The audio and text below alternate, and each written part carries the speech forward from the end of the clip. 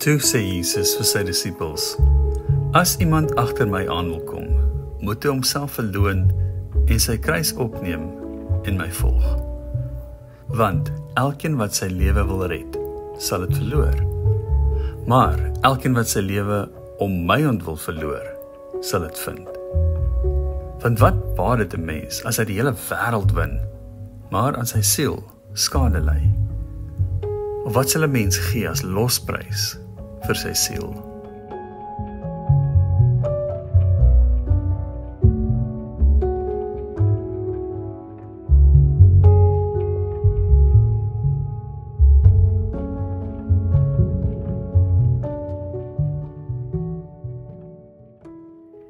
Een van die eerste herinneringe wat ek het, en ek dink baie van ons het, waar die idee van wen en verloor ter sprake begin kom het, was in laerskool atletiek. Nou, ek onthou nie baie van atletiek nie.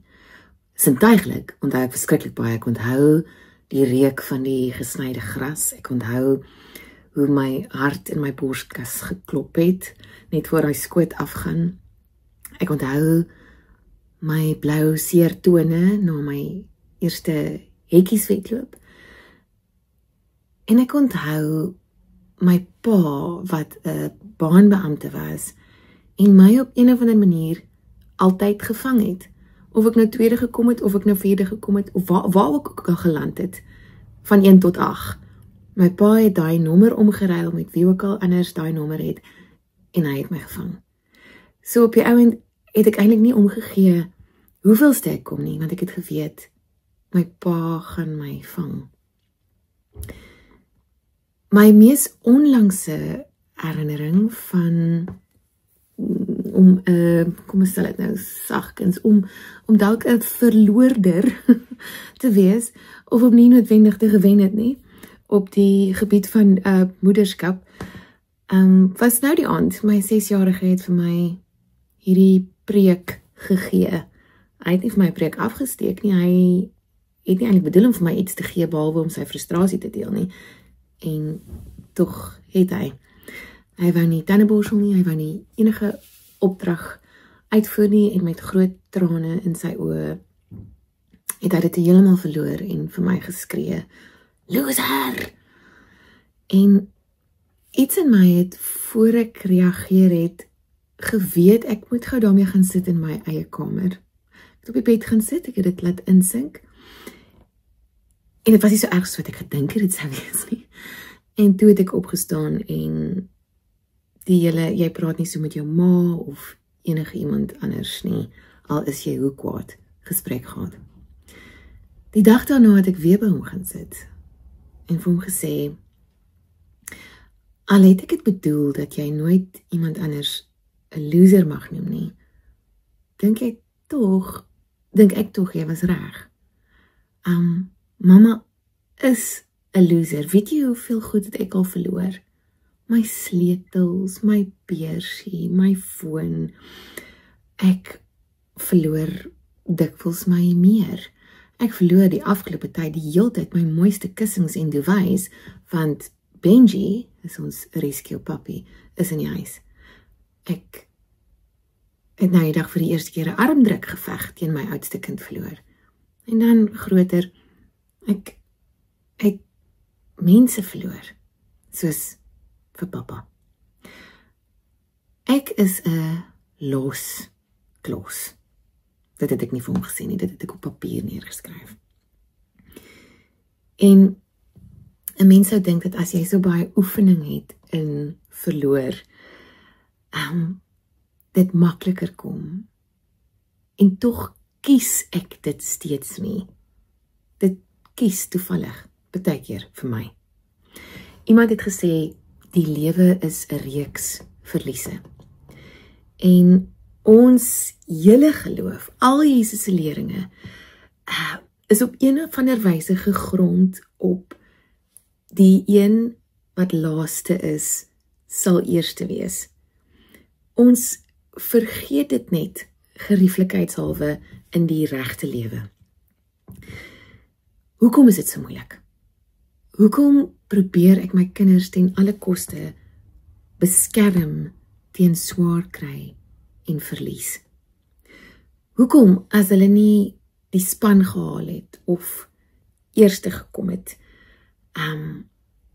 of die 3 gedruk het nie, is my eerste reaksie. Ag nee man, dis nie so erg nie, dis mos nou niks nie, mama's nog steeds lief vir jou. Het jy al ooit gesien hoe mamma en haar maatjies gou kyk wie die vinnigste is, voor ons die vuur aansteek om te begin braai? En so hou ek hulle weg van 'n waardevolle ervaring van die oefening wat dit verg om te verloor, van die moed en die medemenslikheid wat verloor en verlies kan kweek, van die wins wat net 'n sekere soort verlies op aarde kan meebring. Wat baat dit die mens as hy die hele wêreld wen, maar homself verloor? Matteus 16. En omdat ons nou, en daar's nou pun intended, in die pylvak is op pad na Goeie Vrydag in Lydenstyd, gaan ek 'n hele stukkie vir ons lees wat Jesus gesê het. Kan dit nooit genoeg lees nie, kan dit nooit genoeg hoor nie, kan dit definitief nooit genoeg oefen nie. Toe sê Jesus vir sy disippels, as iemand agter my aan wil kom, moet hy homself verloon en sy kruis opneem en my volg. Want elkeen wat sy lewe wil red, sal dit verloor. Maar elkeen wat sy lewe om my ontwil verloor, sal dit vind. Want wat baat dit 'n mens as hy die hele wêreld wen, maar aan sy siel skade ly? Of wat sal 'n mens gee as losprys vir sy siel? Wat sal 'n mens gee as losprys vir sy siel? 'n retoriese vraag as daar al ooit een was. En tog probeer ons dit op allerlei maniere beantwoord. Vergeet ons dat geen trofee, geen akkolade, geen status, geen prestige, geen rekord of promosie ons siele kan voed nie. Diegene wat ons baie keer, meestal, beloon en beskryf as suksesvol, is dikwels eintlik net die een wat die angstigste is. Om te verloor of te misluk, het veel meer waarde vir jou geestelike groei en die omskeping van jou binnelandskap as wat sukses het. 2 van die mense wie se skrywers ek die meeste aanhang is David White en Richard Rohr, en hulle twee sê dit onderskeidelik so. David White sê, for the personality, vir die persoonlikheid, vir die persona, vir die masker, vir die beeld. For the personality, bankruptcy and failure may be a disaster. For the soul, it may be grist for its strangely joyful mill, and a condition it has been secretly engineering for years.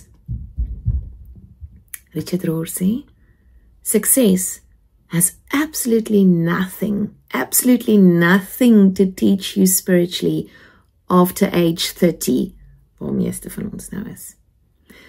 It just feels good, that's all.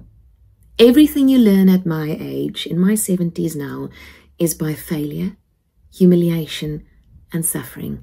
Things falling apart. Disillusion is the only thing that allows the soul to go to a deeper place. Want jy sien, as al die stukke voor jou lê, things falling apart, dan kan God dit by mekaar bring en heel maak. So heel soos wat jy was, weer by mekaar sit. Uit hierdie lyk dit vir my asof jou siel nie net verlies en mislukking verdra nie, uitstaan nie, dit waarvan jy weghardloop, dit waarvan jy weghardloop, is wat jou siel soek. Dit omhels jou siel. Hierdie radikale ding is opgeplak in my studeerkamer. Start with loss. Lose everything. And then lose it all again. Learn to lose as if your life depended on it. Learn that your life depends on it. Learn it like karate, like riding a bike. Learn it. Master it. Lose money, lose time, lose your natural mind, get left behind, and then learn to leave others. Lose and lose again. Lose until it's second nature. Losing farther. Losing faster. Begin by verlies. Verloor alles. Want niks wat jy op die ou end, en op die ou end bedoel ek wanneer hierdie liggaam van jou hierdie aarde verlaat, niks wat jy op die ou end kan behou, kan jy werklik verloor nie. Nothing real can be threatened. Niks wat werklik is, kan bedreig word nie. So begin nou al oefen om te verloor. Kies dit. Nie net wanneer dit oor jou pad kom nie. Dis gewoonlik die ding met verlies. Verlies is iets wat met my gebeur. Om te verloor is iets wat ek kan kies. Kies dit, sodat wanneer die groot laat gaan kom, jy so geoefen is, dat hierdie siel van jou lig, wat nou gesê het ligvoets, maar dan is daar nou ook nie meer voete nie, lig kan oorgee. Sodat ander mense in jou teenwoordigheid, hier en nou, in jou lewe, voor die dood. Want kyk, ons is so gepla met, is daar lewe na die dood, maar ons vergeet van die vraag, is daar lewe voor die dood? En dit is die lewe, en dis hoe ander mense lewe in en om jou teenwoordigheid ervaar, is as hulle die toestemming het om te kan verloor, as hulle niks het om te bewys nie, as hulle nie altyd hoef eerste te wees nie. 'n dogtertjie in ons by Envia, 'n 6-jarige, wat kom uit 'n familie van nalopers, het ook die vinnige gene gekry en sy het nou eendag haar eerste wedloop gehardloop in die grootskool. En net voor die wenstreep het sy omgekyk en gesien dat sy voor al haar maatjies is. Sy het gesien hulle is nie naby haar nie. En toe wag sy vir hulle om saam met hulle klaar te maak. Sy sou eerder saam verloor as om alleen te wen. Kyk, die ek wil nie sê die teendeel nie, maar kinders moet ook leer om te kan wen, om 'n selfbeeld te kan bou, soos wat Richard Rohr geskryf het. Sukses kan nog vir ons iets leer voor 30. So ons moet toelaat dat sukses vir hulle iets kan leer voor 30. Voor dit so min of meer in die tweede helfte van jou lewe afgebreek kan word. Of voor jy kan sien, okay, ek het nou gebou aan hierdie houer, aan hierdie container, maar wat is daar binne? Om die inhoud belangriker te ag as die container. Maar kinders moet hierdie eers leer, om 'n selfbeeld te kan bou, om 'n houer of 'n container te kan hê. Om alleen gelos te word met verlies, of wanneer jy verloor het, of enige ander slegte ervaring, soos Gabor Maté skryf, dit sit om in trauma. Nie die ervaring nie. Enige slegte ervaring kan deurgemaak word, as dit meegemaak word, as dit saam met iemand is, as dit saam met iemand is wat gaan, I've got your back. As hulle weet hulle is nie alleen nie, is dit nie noodwendig minder sleg in die oomblik nie, maar dit sit nie om in trauma, wat in die liggaam en in hulle bloedstroom opgeneem word nie. Verlies wat alleen verwerk word, kan 'n mens stomp en afgesny laat voel. So alle verlies is nie noodwendig iets wat waaruit groei en alchemie ontstaan nie. Dis die saamwees wat die alchemie skep. Wat, en hier gaan ek dit nou weer sê, wat moedige, medelydende mense voortbring. Vir my kinders sal ek dit eenvoudiger stel. Brave and kind people. So tydjie na my man se dood, my seentjie op die bed gelê en huil en my pa het by hom gaan lê en vir hom gesê, oupa wou altyd net die beste vir jou in die lewe, net die beste. En nou het jy tweede beste gekry. So, al wat oupa nou kan bid, is dat jy nou kan begin om te identifiseer, om medelee te hê met kinders wat nie eers die konsep van beste of tweede beste ken nie, maar derde of vierde of laaste beste. Dat jy empatie kan hê met sulke mense. Dat jy brave en kind kan word. Clinton Duplessis het 'n baie raak gedig geskryf met die naam Kleuterrepetisie. En hy begin dit met die motto van die gedig is iets wat Leonard Cohen geskryf het.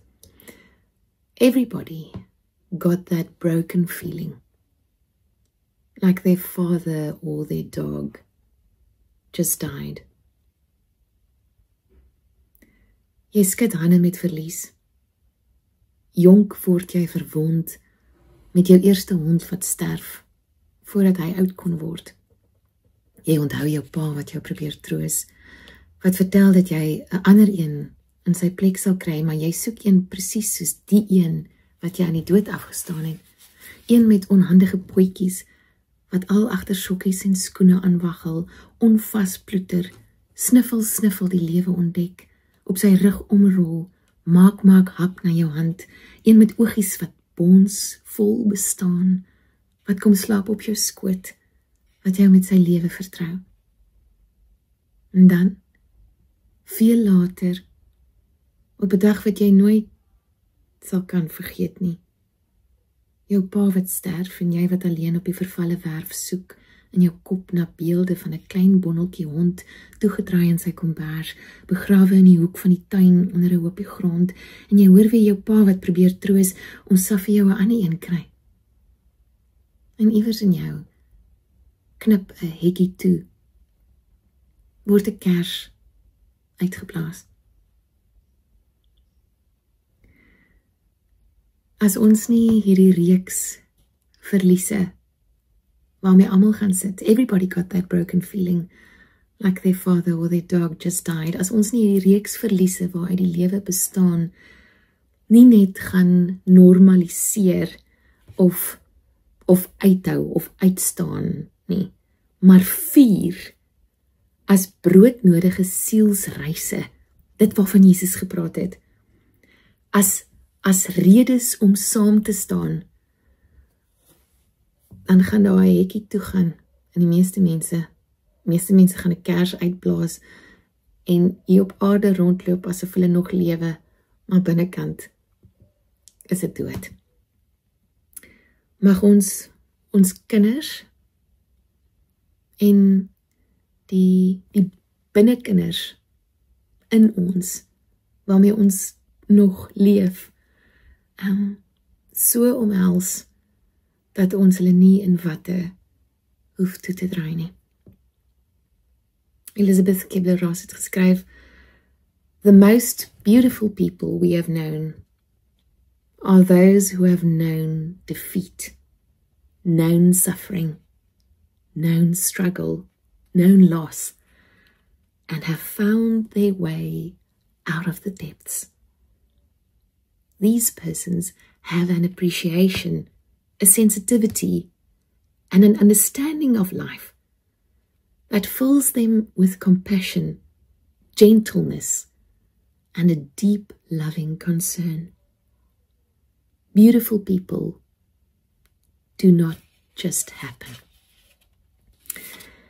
En ek het nou emosioneel geraak, want ek het onthou van die dag wat ek saam met my vriend, hy's 'n haarkapper en hy moes gaan shampoo aflewer by iemand, en daar kom toe 'n dogtertjie uit, met sulke kort haartjies, en ek dacht toe die shampoo is seker nie vir haar nie, en sy skree, "Hallo Wim!" En ek dink, wat? Hoe mooi is hierdie kind? Sy is seker so 9 of wat ook al. En ek sê vir hom, dis die mooiste mens wat ek in 'n lang tyd gesien het. En hy kyk so vir my en hy sê hierdie woorde, "Skat, beautiful people do not just happen." En toe ons wegry het, hy my vertel dat sy al haar tweede keer gediagnoseer is met leukemie. Mag ons gemeenskap een wees wat nie net toevallig baie keer deur verlies gaan nie, maar dit kies agter Jesus aanloop en ons kruis opneem en dit kies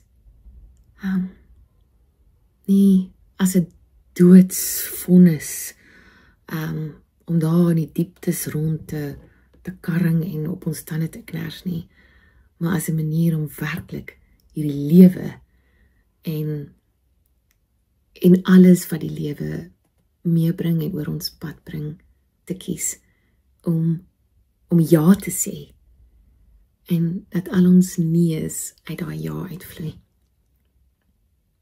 Kom ons bid daarvoor.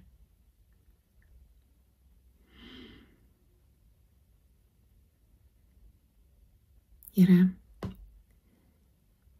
dankie dat U nie net van daarbo af iewers op ons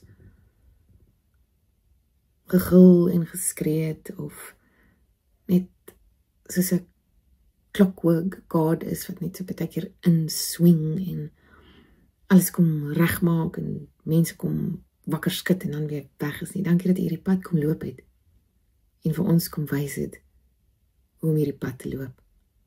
Dat U die pad van verlies en om U kruis op te neem gekies het.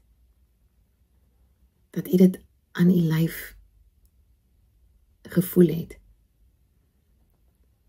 En ons op so 'n manier met moedigheid en medelee uitnooi om dieselfde te doen. Gee ons die moed en die medelee om hierdie pad te kan loop. En saam met ons siel verlies te kan omhels. Amen.